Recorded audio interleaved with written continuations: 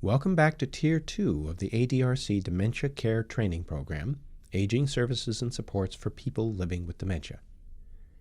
The 4 modules in the Tier 2 series build directly upon Tier 1 content.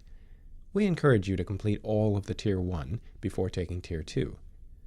Tier 2 modules have been developed for options counselors, Medicaid caseload managers, OPI case managers, adult protective services providers, and others who assist people with dementia and their families plan for their futures as they live with dementia.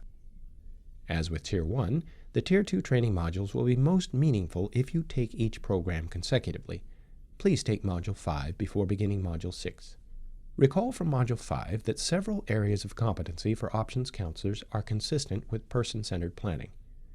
In Module 6, we will continue to emphasize self-determination as well as the importance of knowledge of private and public resources.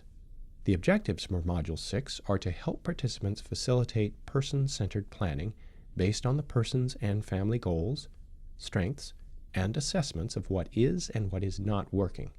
Collaborate with people with dementia and their families to locate and access public and private resources to support person-centered decision-making, and assist families in implementing and then evaluating their person-centered plans. Before we move into discussing person-centered planning, let's take a minute to review Module 5. In Module 5, we focused on orientation and building trust with people with dementia and their families using the team performance model. Here are some other aspects of that model that we will explore in this and later modules. The tools and approaches demonstrated in Module 5 were used to help the options counselors get to know the person with dementia, what was important to them, and their unique needs. Visual tools were used to learn about Dennis's daily routines and Martha's timeline.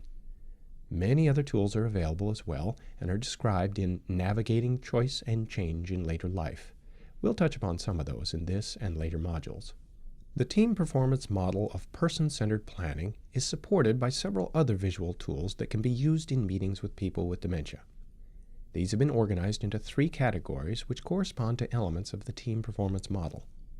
In this module, we will illustrate tools in all 3 categories. In Module 5, you were introduced to the routines map and timeline.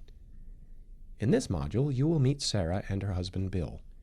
Their options counselor will explore what is working and not working for them before they go on to chart roles and responsibilities for a plan to make things work better. Dennis's option counselor will use knowledge about his routines to help him and his family identify goals and ways of achieving the outcomes they want. Let's hear more about one of the most commonly used person-centered planning tools from Michael Smull.